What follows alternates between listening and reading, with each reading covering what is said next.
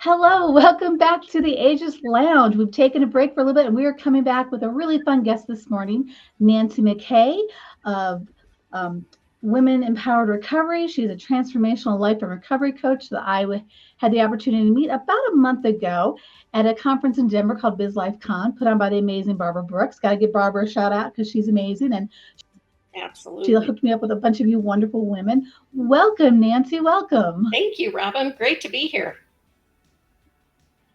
Yeah, well, let's start. We always start off every session with, I would love to hear what you think of when I tell you I think you're an ageless woman. What does that stir up for you? Oh, well, I love that. What ageless means to me, I think, is that I don't let my age dictate my dreams. Um, I started this career, I started training for this career when I was 61, when most people are thinking about retiring and I didn't think twice about my age in in pursuing a dream. It just was like if not now, when? And I'm not going to let my age stop me. So you're never too old. Oh, I love that. I think that there are. Oh, exactly. I love start worrying about if they hit 40 and 50 and then 60, like, oh my gosh, I'm coming towards the end. And I don't know about you, but like I have long genes. Like my grandparents were in their late 90s. So for me, I'm 57 right now. I'm looking at going, I still got quite a few years ahead of me, right? Like I don't look at it as time to think about starting to retire. So I love that sometimes we have to switch up what we're doing. And I love that, yes, you're sharing, it's never too old to follow that dream. It's never too old to follow a passion. Our age does not get to define that for us. We get to define that for us. So I love Yeah. that. Would you tell us a little bit about how you chose to become a transformational life and recovery coach? Because you said you started that at 61. How did that come about, and how that with us? Okay. Well, when I was uh, 50, well, on my 58th birthday, I underwent surgery for a hysterectomy to remove a mass on my right ovary, and woke up to find out that I had uh, stage 1C ovarian cancer. And uh, my doctor highly recommended, really, really encouraged me to do chemo as a kind of an insurance policy. So even though I was early stage, nothing had spread, but he recommended chemo as an insurance policy, and initially I wasn't going to do that, but I kind of changed my mind. I got a intuitive hit that I should do that. So I went through chemo, didn't have a bad time with it really, but I think whenever you're faced with cancer, for some reason that word um, scares the hell out of us, out of us humans, and um, because because it usually, or it used to, mean a death sentence. I don't think it necessarily does anymore, across the board. And I was very lucky that my ovarian cancer was caught early. It normally isn't, because there's not a test for you to take, and Right. there's no preventative things that you can do to prevent you really from getting it. So short of having a hysterectomy. And so anyway, long story long. Um, when I had kind of a perspective change, and I had a really good job with a good company with great benefits, good money, and I was pretty unhappy with it. I mean, it didn't align with my um, values really. And so I really wanted to do work that would help people and feed my soul at the same time. And I had been following Martha Beck for quite some time, and she had a life coach training school called Wayfinder Life Coach Training. And I enrolled after I went to a couple of her workshops and um, conferences, and I've never looked back. And so that's what kind of spurred that on was the cancer diagnosis. I also got sober 16 years ago, and that, you know, between the cancer and the recovery from alcohol abuse, um, it was like, okay, so here I've, you know, survived these two major things, and now you're going to just continue doing the same thing that is making you unhappy. It doesn't make sense. So I started training, and I went through life coach training, and then I went through Equus coach training, which is life coaching with the help of a horse. And I love that. That was the coolest thing ever. And so I wanted to pursue that a little bit more, and got my master facilitator certification with Equus coach training. And now I'm also a She Recovers coach, which means I do some coaching for an organization called She Recovers, and I do a lot of volunteer work for them. So So let me ask you this, because I feel like women, we get to this space, especially midlife, where like, you finally you raised all your kids. Um, so either we're empty nesters, or we are sometimes we're newly divorced after becoming empty nesters potentially. Maybe we never were had kids, but we're now at this place where like we're solo and kind of figuring out life. And it seems like it's a very a sounding pattern that I hear a lot of saying we come to this place where all of a sudden our this intuitive piece of us, or this little nudge, knock on the shoulder is going, wait a minute, you're not that doesn't bring you joy anymore. Hey, that may pay the bills. It doesn't bring joy. So what are you going to do next? And it right. sounds to me like, that's kind of you got that nudge from these things that were life. I mean, I can't imagine what that was like. I have been blessed not to have to experience that kind of those sort of situations. I've lost a lot of loved ones to those things, but I've not personally walked the same path with you. Mm-hmm. So I can't even begin to imagine what you went through. But I am so intrigued by the women I meet, because the sound and commonality we have is that we hit this point where suddenly what we were doing no longer brings joy, or it doesn't resonate with who we are today. It may have been who we were 10 years ago, 20 years ago, but it doesn't resonate any Mm-hmm. longer. And sometimes women are afraid to kind of do that, or they're not even sure how to pass through it, Right. or how to move through it. So I love that you bring that to the table. And when I met you, it was actually at a round table, and you were talking very specifically about a retreat that you have coming up, and about your, I'm going to mess it up again, the Equus training that you do with the Right. horses.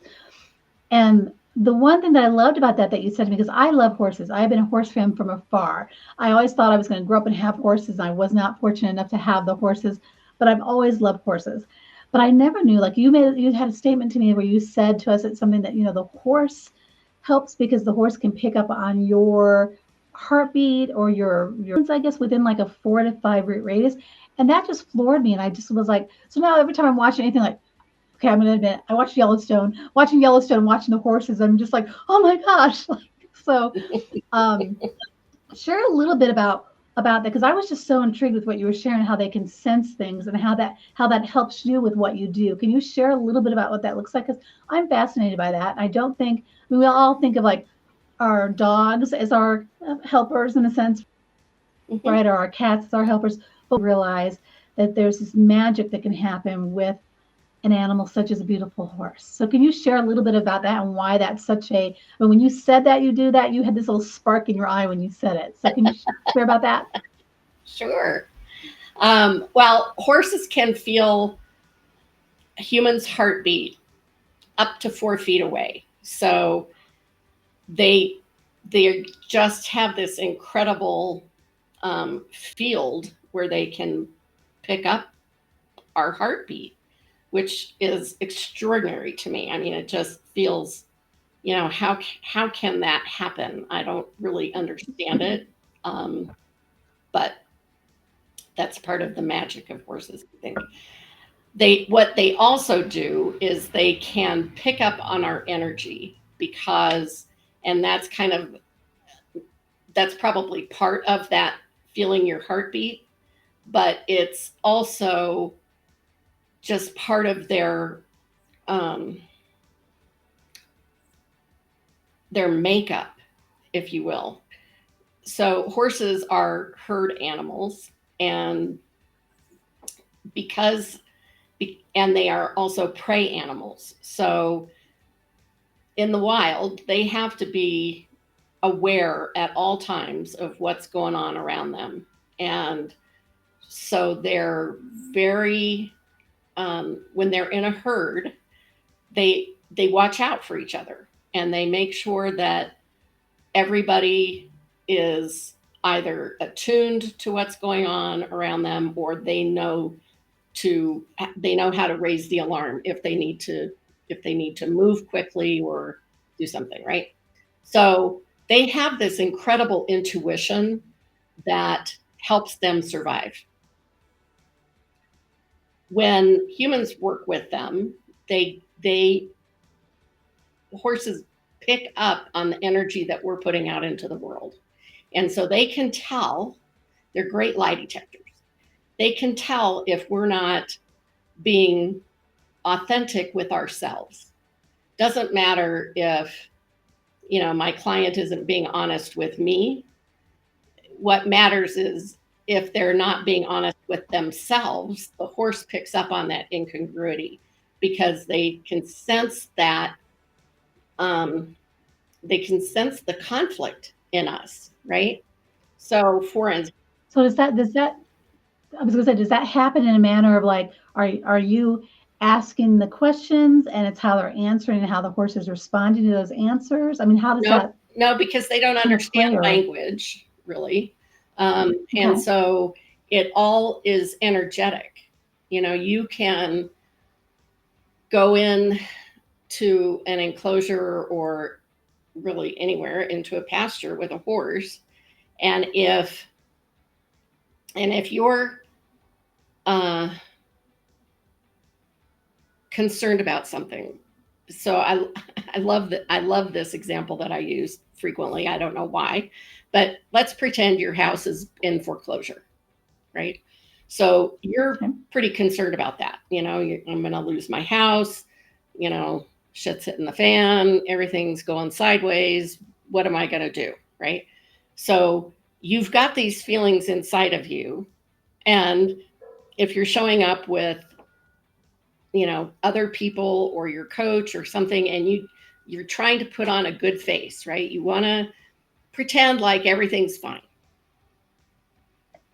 And you walk into uh, the proximity of a horse, the horse can pick up that incongruity, that inside you're worried about something, and on the outside you're pretending like you're not. So they can pick up that Hmm. conflict. And what happens is horses don't trust conflict. They don't trust that incongruity. And so they won't connect. If they don't trust you, they won't connect with you. And so they'll walk away, they won't approach you. There's a lot of different things that they can do, but they won't connect. Now, So if you were to, you know, go be in proximity with a horse, and you're saying, God, I'm really worried about this foreclosure. Things are going sideways. I'm really worried about it. And you're not pretending to put on a good face. You're just like feeling your this is tough. feelings, and, understanding that this is really hard, right? The horse, the horse doesn't care that your house is being foreclosed on. The horse cares that you're being honest and aligned with your energy. Now he's going to trust that because he doesn't sense the incongruity. He probably will connect with you because your energy is in alignment. Doesn't matter if you're having a bad day, own it. Right?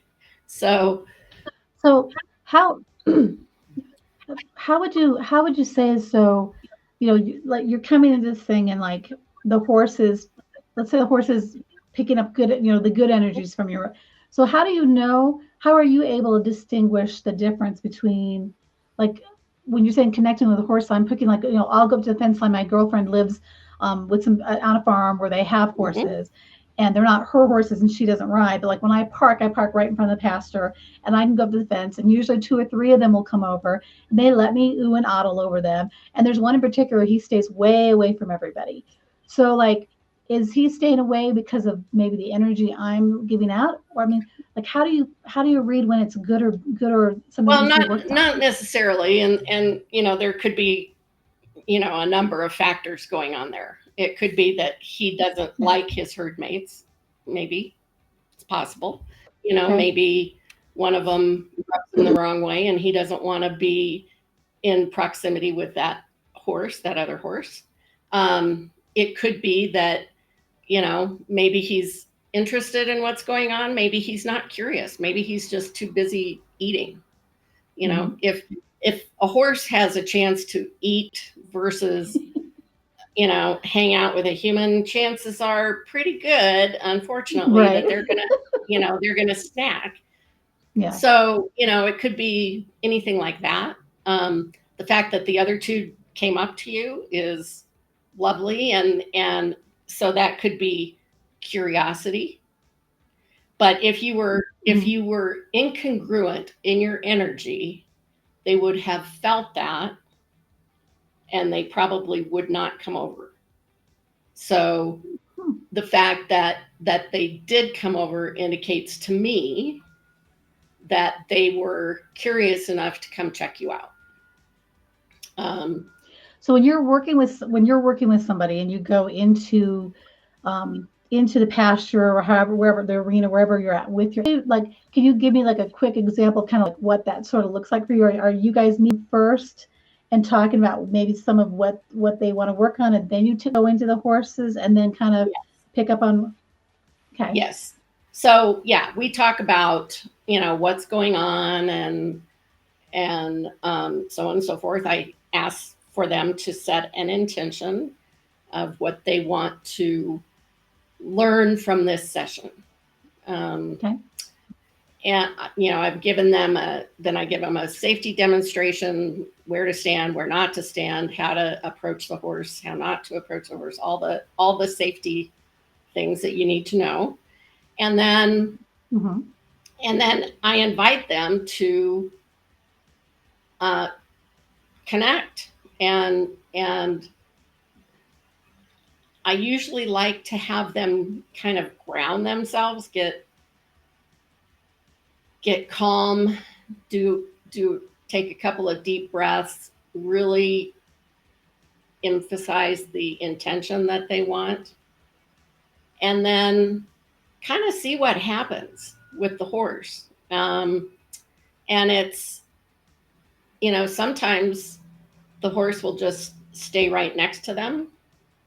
Sometimes the horse will wander around and then come back, or not. And then some of this stuff are really good coaching moments. When the horse walked away, how did that make you feel?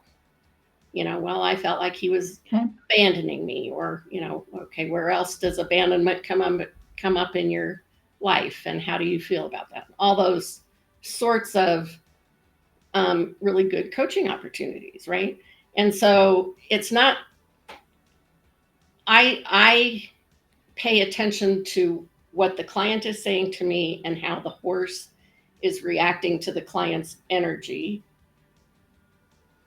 And I'm not always, my interpretation of what the horse is doing isn't always the same as what the client interpretation is.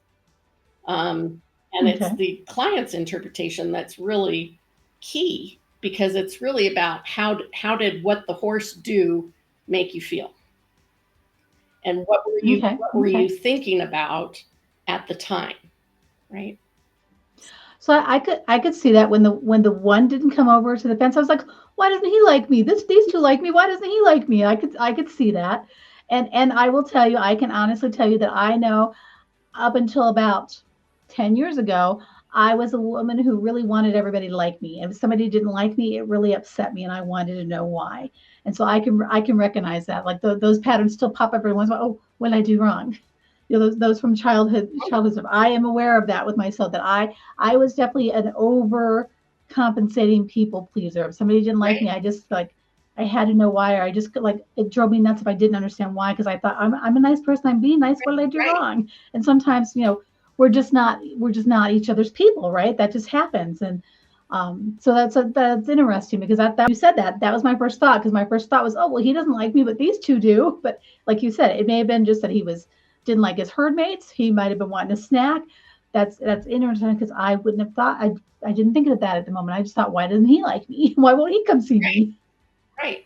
And as far as your other, when it happens to you with humans, Mm-hmm. it maybe they're having a bad day, maybe they're going through Yeah. something that you have no idea they're going through. And it's so interesting how we tell stories to ourselves about what's happening out there, um, when really what we need to know is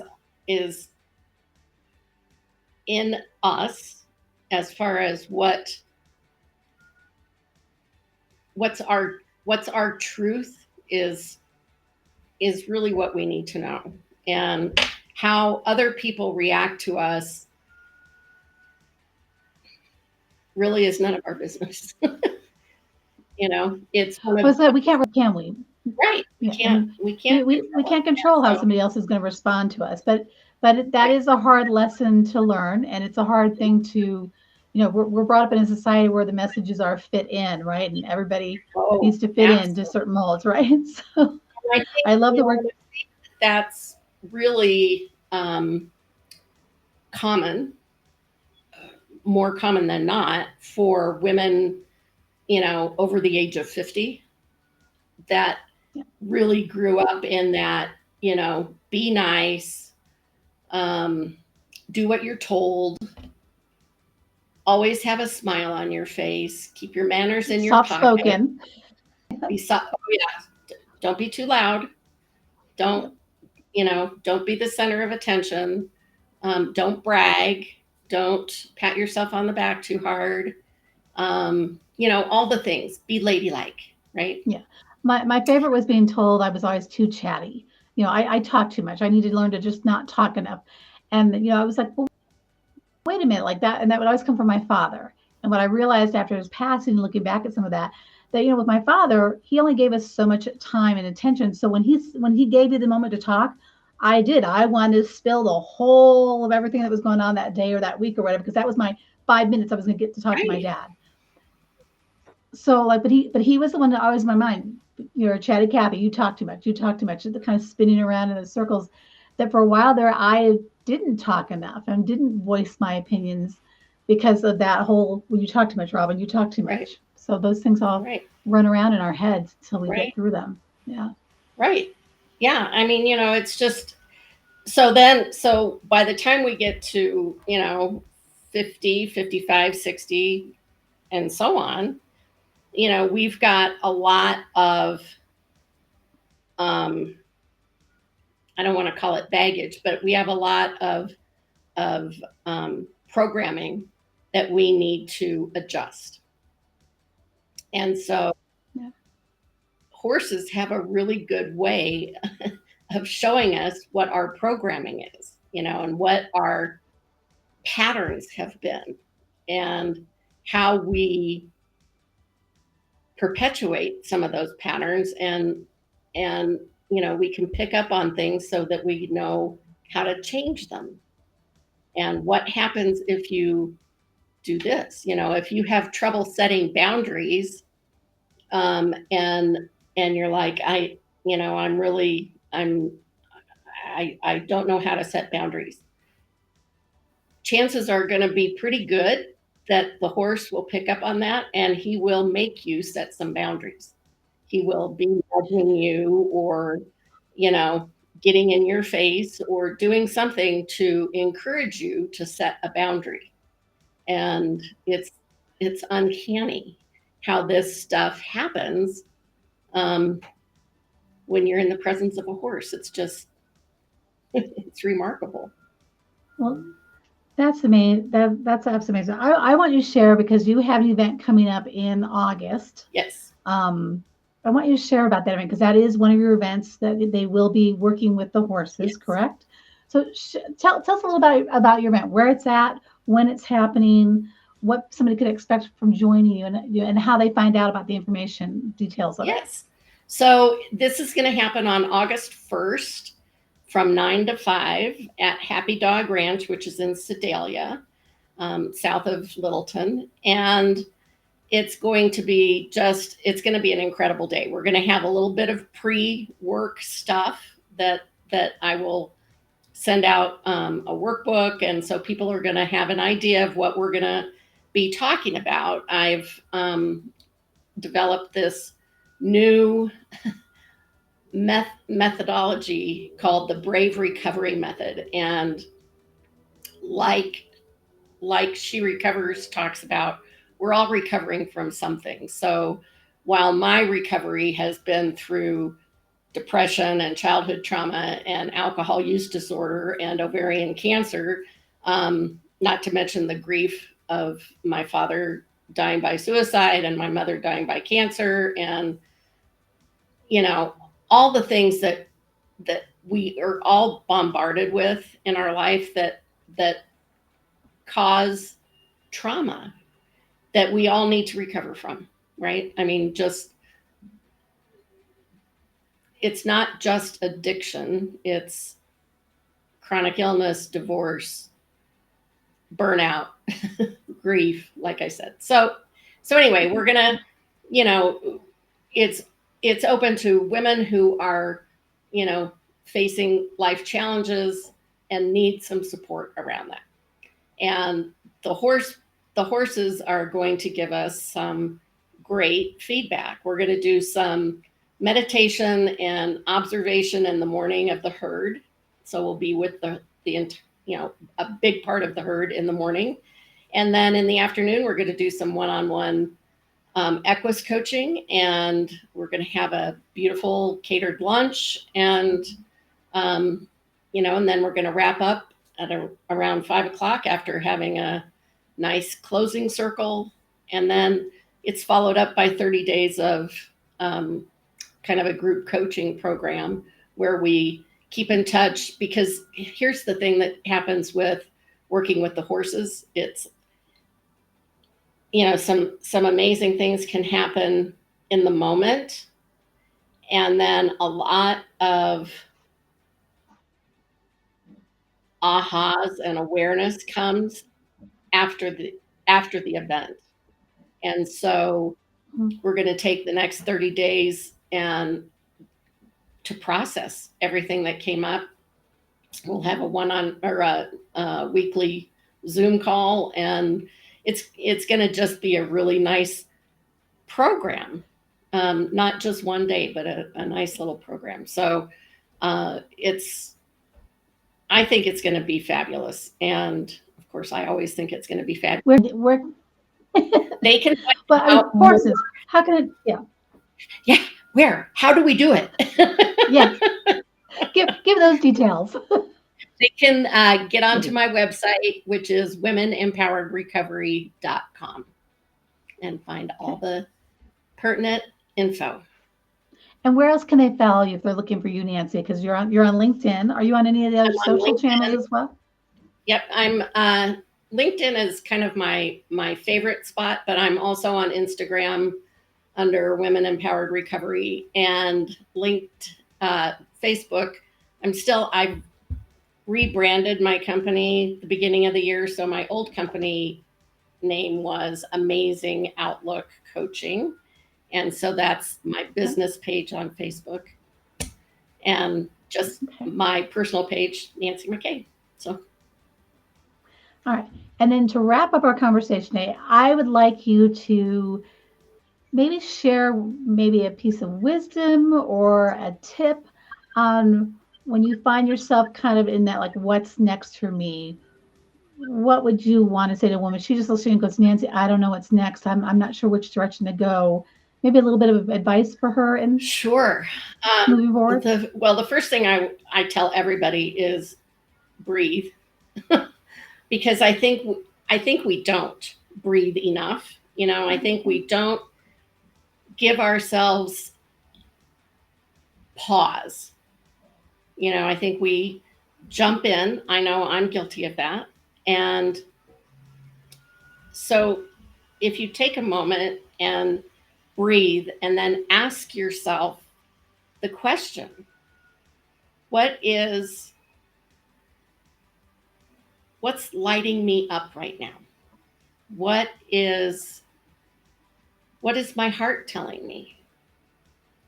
And then stay quiet and listen. And chances are, once you kind of open that channel of curiosity, and I think that's really what it boils down to, is being curious, is then I think then things will start coming to you, little hints and nudges that, oh, maybe it's this. And it doesn't happen, it's not a big thing that is going to land in your lap and go, oh, that's it. It's these little nudges and these little, sparkles that catch our attention, that you can feel in your heart. You just know that it's something to pay attention to. It's not like, shiny object syndrome. It's not like squirrel. It's something that you can really feel it in your core, that this is something to pay attention to. So what I'm hearing is that you're saying if something keeps coming back to you and continually keeps coming back to you, maybe you need to look into that a little bit more deeper as to, could that be it? Yeah. Not everything is, right? I mean, we get that. Not everything that we come up will be that. But if it keeps coming back for you and keeps putting itself in your face, your ears, your soul, like, that's when you really need to listen to yourself, is what I'm hearing you say. At least that's how I'm summing up. Absolutely right. That's wonderful. Well, Nancy, it was such a joy to bring you in here to the Ageless Lounge. Thank you for sharing your wisdom about why you're a woman, sharing the work with the Equus. I'm just envious of all the time you get to spend with the horses. People, I will tell you, be watching for a future issue, because I am going down this week to go down and meet her with some of the horses and do an interview, and I can't wait. It'll be so interesting. Maybe I'll do some lives while we're down there as well, just for something fun. But thank you, Nancy, so much for coming. I will list in the notes here, everybody, how to reach her again on her website, which is the Women Empowered Recovery.com. Recovery.com. Perfect. Yep. Thank you, Nancy, and thank you, everybody. We'll see you next time. Thanks, Robin.